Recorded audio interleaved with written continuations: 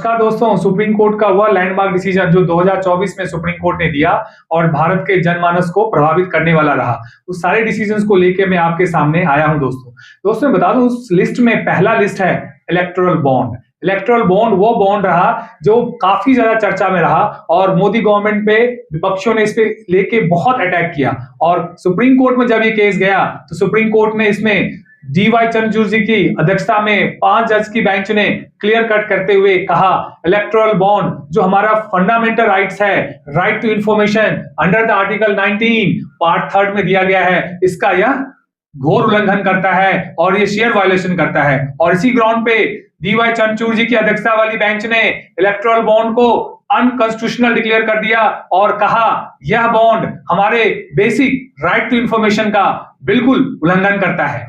दूसरा डिसीजन रहा है दोस्तों कैश फॉर वोट मामला, लेजिस्लेटिव इम्यूनिटी ब्राइबरी का केस। सुप्रीम कोर्ट ने नरसिम्हा राव जी का सरकार का जो डिसीजन था 1998 में, उस डिसीजन को पलटते हुए उन्होंने कहा कि criminality is not protected for legislative. उन्होंने ये कहा कि जो भी विधायिका है, जो विधायक हैं, जो कानून बनाते हैं, उनको क्रिमिनल एक्टिविटी के लिए सुरक्षा नहीं दी जाएगी। और सुप्रीम कोर्ट ने क्लियर कट कहा जो आर्टिकल 105 जो भारतीय संविधान में दिया गया है, जिसके तहत उनको ब्राइबरी की अगेंस्ट इम्यूनिटी दी गई है, उसको स्ट्रक डाउन करते हुए कहा कि यह आपके एक्टिविटी को क्रिमिनल एक्टिविटी को प्रोटेक्ट करने के लिए नहीं दिया जा सकता है। और कैश फॉर वोट के मामले को सुप्रीम कोर्ट ने अनकॉन्स्टिट्यूशनल डिक्लेयर किया और आने वाले समय में कोई भी MP और MLA जब वोट लेके, नोट लेके यदि वोट देते हैं या सवाल पूछते हैं तो वह उनके ऊपर क्रिमिनल एक्टिविटी का केस चलाया जा सकता है। दोस्तों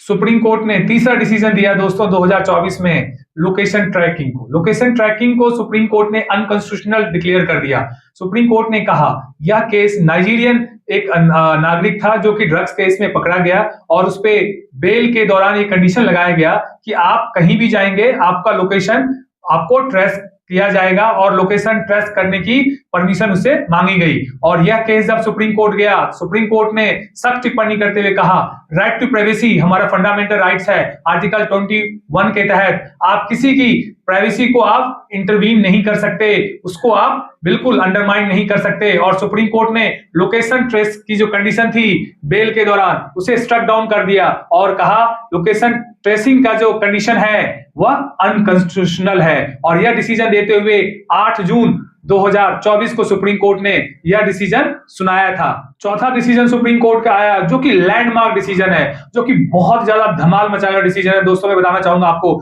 सुप्रीम कोर्ट ने एक स्टेप लेते हुए और रिजर्वेशन को और स्ट्रॉन्ग करते हुए SC ST के अंदर वर्गीकरण को अलाउ कर दिया। और सुप्रीम कोर्ट ने अपने जजमेंट में खासकर ये कहा 7 जज की जजमेंट में कि SC का जो कम्युनिटी है वो होमोजीनियस कम्युनिटी नहीं है और इसके अंदर भी वर्गीकरण किया जा सकता है और इसके अंदर रिजर्वेशन की बेनिफिट्स को और वंचित लोगों तक पहुंचाने के लिए यह क्लासिफिकेशन करना जरूरी है और स्टेट्स इस क्लासिफिकेशन को कर सकता है और यह अनकॉन्स्टिट्यूशनल नहीं है। दोस्तों पांचवा डिसीजन सुप्रीम कोर्ट का 2024 में रहा, पॉस्को एक्ट में सेक्सुअल कंसेंट को एक्सेप्शनल मानने से मना कर दिया। सुप्रीम कोर्ट ने कहा जो पॉस्को एक्ट है, जो protection of children from sexual offence act है, ये बच्चों को यौन शोषण से बचाने के लिए, यौन हिंसा से बचाने के लिए बनाया गया है और इसका मूल उद्देश्य है बच्चों को सेक्सुअल कंसेंट देना नहीं,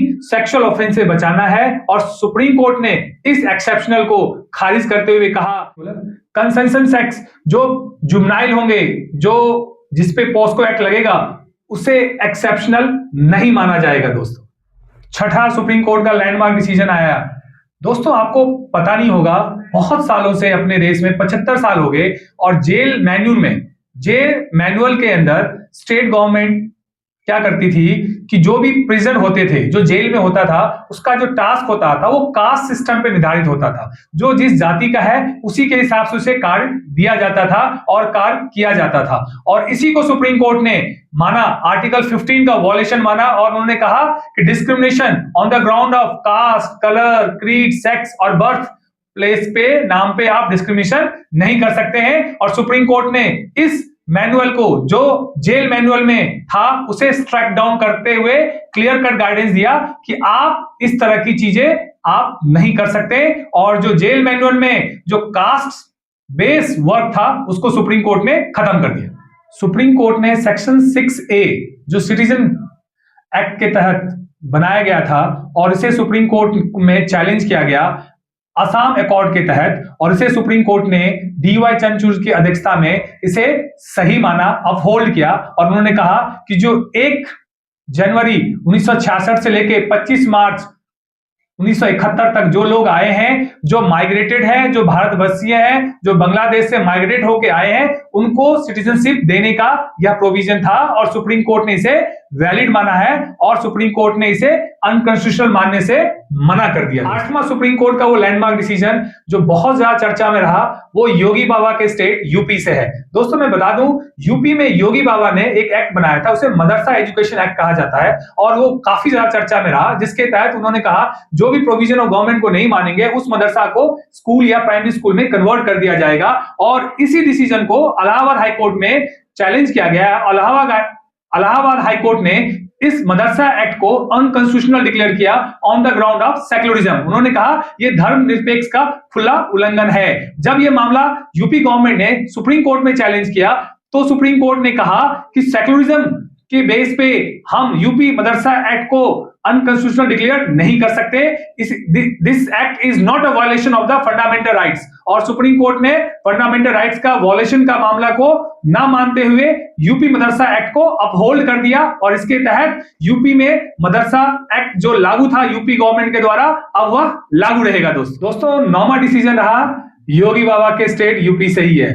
योगी बाबा ने बुलडोजर बाबा कहा जाता है और बुलडोजर जस्टिस के नाम से बहुत सारे स्लोगन चलाए गए मीडिया में, हर जगह हर स्टेट ने यूपी का कॉपी करना शुरू किया, चाहे वो MP हो, चाहे राजस्थान हो, चाहे वो छत्तीसगढ़ हो, चाहे वो बिहार हो, हर एक स्टेट ने यूपी के कॉन्सेप्ट पे बुलडोजर का यूज करने लग गया और बुलडोजर एक न्याय का प्रतीक बन गया और बुलडोजर के लिए बुलडोजर जस्टिस जैसे शब्दों का प्रयोग भी लोगों ने करने लग गया। और इसी मनमाने को देखते हुए जस्टिस गवई ने की अध्यक्षता वाली बेंच ने इस बुलडोजर जस्टिस को रूल ऑफ लॉ को अगेंस्ट माना और उन्होंने कहा जो हमारी संविधान का जो मूल ढांचा है रूल ऑफ लॉ को, कानून की व्यवस्था को यह उल्लंघन करता है और किसी को बिना ट्रायल किए हुए दोषी करार देना यह रूल ऑफ लॉ के अगेंस्ट है। और सुप्रीम कोर्ट ने बुलडोजर जस्टिस को खत्म कर दिया और उसके लिए उन्होंने गाइडलाइन बना दी और उन्होंने सख्त हिदायत दी इस गाइडलाइन के अलावा यदि बुलडोजर जस्टिस होता है